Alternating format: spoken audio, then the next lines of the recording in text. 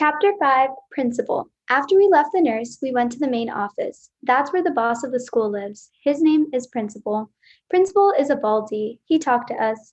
Then Lucille raised her hand. My brother said that last year he had to come down here, and you yelled at him, and now he's not allowed to beat up kids at recess anymore. Principal kind of laughed. Then he held the door for us to leave. After that, we walked to the water fountain, and Miss let us get a drink. I didn't get a long one, though, 'cause kids kept tapping on me. Hurry up, girl, they said. Yeah, only guess what? That's not even my name, I told them.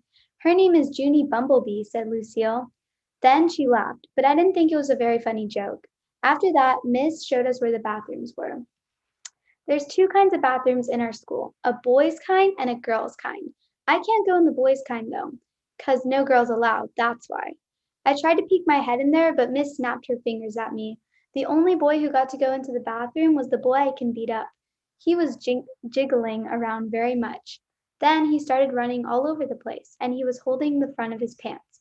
William, said Miss, are you having an emergency? Then William yelled, yes, and he ran right in there. The rest of us walked back to our room. I touched Lucille's fingernails. She said that her fingernail polish is named Very, Very Berry. I would like to have my fingernails red too, I said, but I'm only allowed to have the kind of polish that makes them look shiny. Its name is Clear. Clear is the color of spit. I hate clear, said Lucille. Me too, I told her, and also I hate yellow, which is the color of the stupid, smelly school bus. Lucille nodded her head. My brother said when you ride home on the bus, kids pour chocolate milk on your head. Then, all of a sudden, my stomach felt very squeezy again, 'cause I had to ride the bus home, that's why. Why did you have to tell me that for, Lucille? I said, kind of grouchy. After we got back to room 9, we did some more work. It was a game to help us learn each other's name. I learned Lucille, and I also a girl named Charlotte, and another girl named Grace. Then I learned a boy named Ham, which we eat at Grandma Miller's. Pretty soon, Miss clapped her loud hands together. Okay, everyone, gather up your things. It's almost time for the bell. Then I heard a noise in the parking lot. It was screechy brakes. And so I looked out the window and I saw the school bus. It was coming to get me. Oh no, I said, kind of loud. Now I'm going to get chocolate milk poured on my head. Then I chewed my fingers. Get in line, said Miss. When we get outside, I want all of the bus kids to come with me. The rest of you must go to the crossing guard. Everyone was lining up. I was the very last one.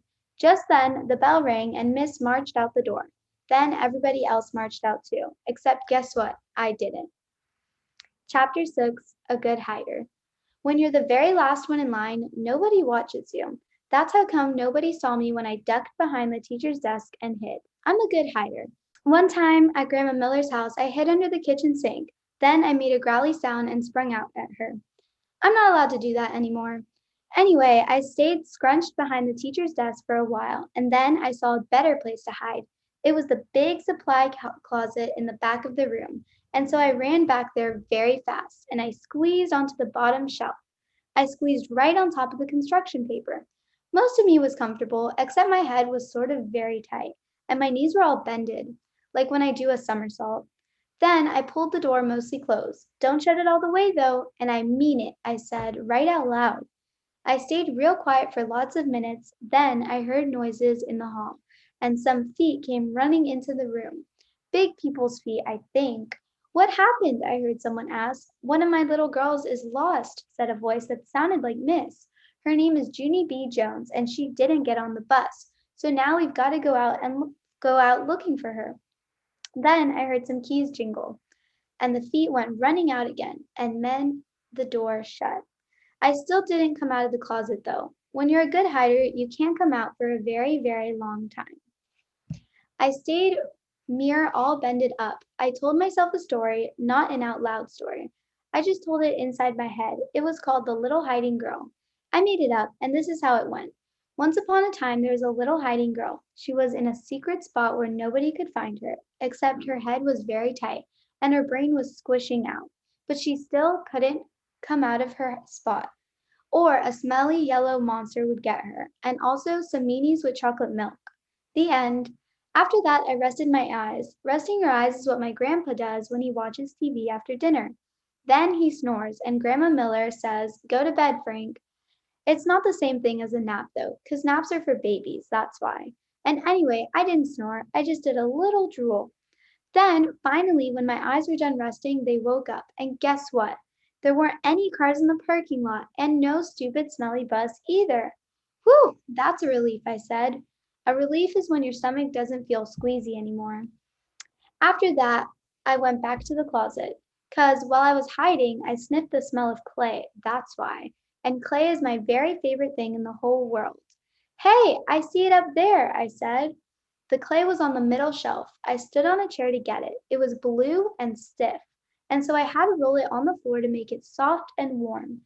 Then I rolled it into a blue orange. It was very beautiful, except it had some dirt and hair on it. After I was done, I went to the front of the room and sat down in my teacher's big chair. I like teachers' desks very much. The drawers are so big I could fit in one, I think. I opened up the top one. There was happy face stickers and rubber bands and also gold stars, which I love a very lot. I stuck one on my forehead. Then I found paper clips and red marker pens and new pencils with no points and scissors and travel tissues and guess what else? Chalk, I said. Brand new chalk that's not even out of its little box yet. Then I stood up on my teacher's chair and clapped my hands together very loud. I want everyone to find a chair and sit down. Today we're going to learn some alphabet and some reading, and also I will teach you how to make a blue orange. But first, everyone has to watch me draw stuff. Then I went to the board and drew with my brand new chalk. I drew a bean and a carrot and some curly hair. Then I wrote some O's. O's are my bestest letter. After that, I bowed. Thank you very much, I said. Now you may all go out for recess. I smiled, except for not that Jim.